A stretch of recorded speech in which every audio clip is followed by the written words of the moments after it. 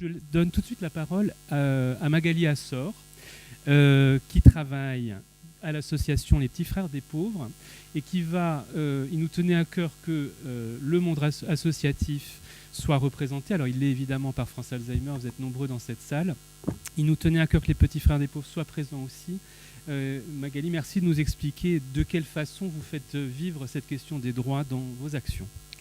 Alors, je vous remercie beaucoup pour l'invitation. Je suis très honorée d'être à cette table.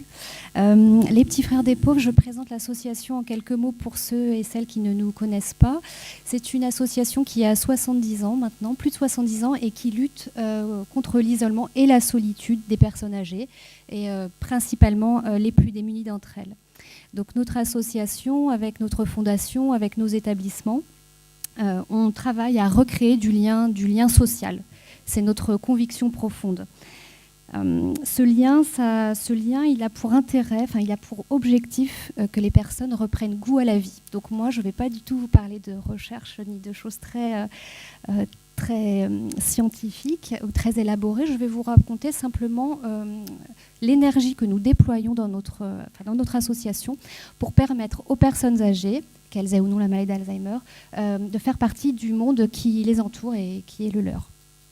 Alors, notre principe d'intervention, c'est l'accompagnement relationnel. Donc, c'est-à-dire rendre des visites, être présent au domicile, organiser des actions collectives, accompagner les personnes partout où elles se trouvent, donc au domicile, en hébergement collectif, à l'hôpital, dans des unités de soins palliatifs, en milieu carcéral, partout. Notre principe d'intervention est quand même assez particulier parce que nous avons décidé de mobiliser des citoyens. En fait, cet accompagnement, il est mené par des bénévoles qui s'organisent en équipe autonome. Et ça, c'est un vrai choix parce que c'est notre conviction qui est de dire que c'est ainsi que l'on peut changer la société et lui redonner une dimension fraternelle. On en a parlé vous en avez parlé ce matin de différentes manières. Et effectivement, sans parler du monde des bisounours, je pense qu'au quotidien, quand on voit l'action des bénévoles sur le terrain, ça force l'admiration et une certaine forme d'émerveillement sur la capacité des citoyens à se mobiliser. Donc moi, je vais vous témoigner un peu de notre chemin pour rendre un peu effectifs les droits des personnes qui sont malades d'Alzheimer et que nous accompagnons. Donc à la base, effectivement, il y a nos valeurs. C'est vraiment le thème de ce matin sur la Déclaration universelle des droits de l'homme. J'ai repris à l'occasion son article 1 qui dit, qui énonce en partie « Les êtres humains doivent agir les uns envers les autres dans un esprit de fraternité ». Et nous avons une charte aux Petits Frères des Pauvres, une charte qui engage tous les acteurs de l'accompagnement, qui rajoute que chaque être humain a une valeur unique et irremplaçable et que chaque personne est considérée comme un être toujours en devenir. Alors on peut penser que ce sont des belles paroles, mais c'est des paroles extrêmement engageantes. C'est un texte socle qui est commun à tous les acteurs des Petits Frères des Pauvres et c'est un texte qui permet vraiment de donner de l'élan à notre action et à nos initiatives dont je vais vous parler. Puisque ce texte nous dit également, nous invite à renouer inlassablement par des actions concrètes des liens qui sont rompus. Donc je vais vous parler de nos actions concrètes. Je vais vous présenter 4 actions et puis le défi qui est le nôtre aujourd'hui. La première action, c'est une action d'une équipe de bénévoles qui se présente à l'association pour faire de l'accompagnement de personnes qui souffrent d'Alzheimer. C'est l'équipe Aloïs. Cette action, elle a plus de 10 ans et elle est très riche d'enseignements. On a eu la chance d'avoir une évaluation par notre partenaire externe qui a pu nous montrer en fait tout l'intérêt d'avoir un accompagnement relationnel par des bénévoles. Parce qu'on a beaucoup parlé des familles ce matin, on a beaucoup parlé des professionnels et en même temps, on a tout l'engagement des citoyens, de n'importe qui en réalité, qui a envie de s'engager. Donc les enseignements, je les partage avec vous. C'est donc le rôle très positif, très bénéfique d'un bénévole qui vient rendre visite à domicile. Parce que l'isolement, on le sait, aggrave la maladie. Et la grande clé, on en a parlé ce matin, c'est le temps. Les bénévoles, ce ne sont pas des acteurs du soin, donc leur présence n'est pas liée à la réalisation d'un soin. C'est la confiance qui, avec le temps, s'installe. Et cette confiance, elle permet la profondeur de la relation et elle va permettre parfois aux bénévoles d'être médiateurs. Des personnes qui sont en refus de soins ou en tout cas qui ne veulent pas avoir à domicile d'autres intervenants. Et bien, petit à petit, avec beaucoup de temps et beaucoup de patience, le bénévole arrive à jouer ce rôle de médiateur et permet d'ouvrir la porte. On se voit aussi, le bénévole connaît bien les habitudes de vie de la personne. Et donc, il va avoir un rôle d'observateur. Et ce rôle d'observateur, il est extrêmement précieux, surtout quand la maladie s'installe et quand la situation se dégrade. On va voir, par exemple, on rend visite à la personne, une semaine, le frigo est vide, deuxième semaine aussi, alors on s'alerte et on met en place tout un réseau. Donc le bénévole, ce n'est pas un expert, ce n'est pas un professionnel, on n'est pas professionnel de l'autre, mais on a une connaissance des personnes que l'on accompagne, et cette connaissance, elle est précieuse. Les bénévoles au sein des Petits Frères des Pauvres, c'est 12 000 personnes qui sont soutenues par 600 salariés. Le deuxième enseignement que nous avons tiré de cette action, c'est que pour que ça fonctionne, il faut des soutiens. On ne peut pas rester seul. On a de la formation, on a créé chez Petits Frères des Pauvres un organisme de formation pour avoir des clés de compréhension, pour que les bénévoles, les citoyens qui s'engagent auprès de nous puissent accéder à des formations pour comprendre, avoir un minimum de savoir et de savoir-faire et surtout un savoir-être pour entrer en relation. Je vous cite une bénévole qui nous dit « Les formations auxquelles j'ai assisté m'ont appris à réagir aux symptômes avec calme, sans les nier par ailleurs. Et par-dessus tout, j'ai appris à distinguer Yvonne de la maladie dont elle souffre. » Donc ça, je pense qu'on l'a dit beaucoup de fois et je pense que c'est dit et redit, mais je trouve que ça donne de l'énergie pour continuer. Le troisième enseignement, c'est l'agir collectif. C'est un des principes de notre association qui est extrêmement structurant. C'est ce qui permet d'accompagner dans la durée, de répondre à notre engagement de fidélité auprès des personnes, quelle que soit leur état psychique. Ça permet, l'agir collectif, c'est d'être en binôme de bénévoles, ça permet de se relayer, on a le droit d'en avoir marre, hein, c'est la vie. Et puis après le binôme, il y a l'équipe de bénévoles, il y a le responsable bénévole, il y a les responsables salariés et il y a les équipes ressources qui viennent pour toujours apporter une réponse. Là où on a de la chance chez les Petits Frères des Pauvres, c'est que si on n'a pas de réponse, on essaie de les inventer et on est assez libre dans notre recherche. Une autre action dont je voulais vous parler, qui est toute simple mais qui me semble essentielle, c'est le droit aux vacances pour tous. On a tous le droit de partir en vacances, de souffler et de changer de cadre. Et ce n'est pas parce qu'on a la maladie d'Alzheimer qu'on ne peut pas partir en vacances.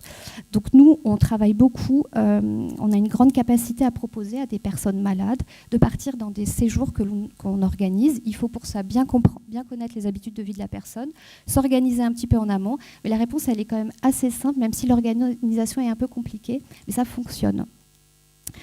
On peut organiser des courts séjours, on n'est pas obligé de partir 15 jours, et on peut organiser des séjours à proximité du lieu de vie de la personne. Ça peut être assez dépaysant et agréable. Puis on a une de nos fondations abritées qui s'appelle la Fondation UTB, qui a vraiment énormément œuvré pour des personnes malades assez jeunes, donc qui ont à peu près 60 ans, un peu moins, et pour créer des séjours de répit, alors quand on dit des séjours de répit, je trouve que ça donne pas vraiment, ça reflète pas la qualité de ce qui est fait. Donc avec une de nos maisons en Sologne, il y a vraiment un week-end prolongé, c'est vraiment l'idée de partir en week-end, qui a été imaginé, j'ai envie de dire designé, c'est-à-dire qu'on prend soin du couple, de la personne malade, parce qu'il y a des moments pour elle, de la personne qui l'accompagne, et puis des temps ensemble. Et ça, c'est vraiment ressourçant, et c'est vraiment à mettre en avant, il me semble.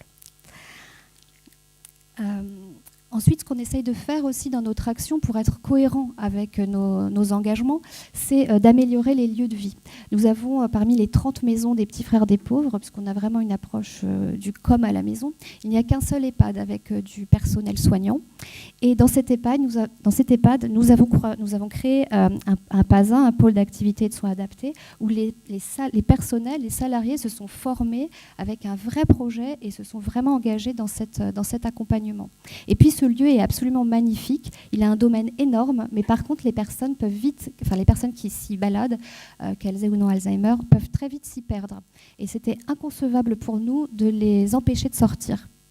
Donc ce qu'on a fait, on a créé un partenariat, on a eu du mécénat d'entreprise, enfin je vous passe l'ingénierie pour faire tout ça, mais on a créé un magnifique jardin, un très très grand jardin, ce qu'on appelle un jardin thérapeutique, je ne sais pas si c'est vraiment ce que c'est, mais en tout cas c'est un très beau jardin avec une paysagiste qui nous a beaucoup aidés, avec un potager que viennent cultiver les enfants de l'école d'à côté. Et quand on est dedans, on ne peut pas vraiment imaginer que ça a été créé pour des personnes désorientées, parce qu'en fait, c'est juste très beau. Et par contre, c'est assez sécurisé, parce qu'assez loin, on voit il y a des grilles qui ferment, mais on peut y passer vraiment beaucoup de temps sans se rendre compte que c'est quand même fermé. Et la quatrième action dont je voulais vous parler, elle est beaucoup plus ambitieuse, c'est la création d'une colocation pour des personnes qui ont la maladie d'Alzheimer, c'est-à-dire un lieu de vie alternatif. C'est un projet qu'il a fallu mener avec beaucoup de détermination parce que ce n'était pas évident. C'est une maison, vraiment une maison de famille qui permet à 7 personnes malades d'Alzheimer de vivre en colocation. Donc ça nécessite un grand engagement des partenaires, un grand engagement des familles. On nous a beaucoup dit que c'était impossible. Et la colocation, elle existe depuis 2 ans maintenant. Elle a fait l'objet d'une évaluation et on voit une qualité de vie des personnes qui est réelle. Par contre, il faut beaucoup d'engagement des familles. Donc, toutes ces actions, petites, mises bout à bout, elles nous poussent à nous dire que les choses sont possibles en attendant que la recherche avance, en attendant que le législateur modifie ce qu'il a modifié. Au quotidien, les familles sont en première ligne, les professionnels aussi, mais les citoyens, par l'action bénévole, ont un rôle à jouer. Et je pense que ce n'est pas... je pense vraiment que c'est l'avenir. Quand on dit une société plus fraternelle, c'est l'engagement de chacun. Notre défi aujourd'hui, il est de passer de ces actions très spécifiques avec un public de personnes malades à, alors le mot, il a été très essoré, d'être inclusif, mais c'est l'idée de se dire que voilà, nous on accompagne des personnes dans la durée, la maladie elle peut intervenir, elle peut surgir. On accompagne des personnes en hébergement collectif, où il y a des personnes malades, il y a des besoins d'accompagnement qui sont signalés par les partenaires. Donc nous ce qu'on voudrait c'est que les bénévoles qui sont engagés avec nous, et qui du coup constituent un maillage territorial important, puissent s'engager dans l'accompagnement de personnes Alzheimer à une plus grande échelle. Et donc pour cela, vaincre l'appréhension que fait naître la maladie. Donc on fait du théâtre forum pour essayer de parler un peu différemment d'Alzheimer. On écrit des référentiels sans mots savants, vraiment basés sur notre expérience et ce qu'on a appris sur le terrain, pour convaincre les bénévoles, nos bénévoles et ceux qui arriveront demain, de s'engager aussi dans l'accompagnement de personnes malades. Voilà, merci pour votre écoute.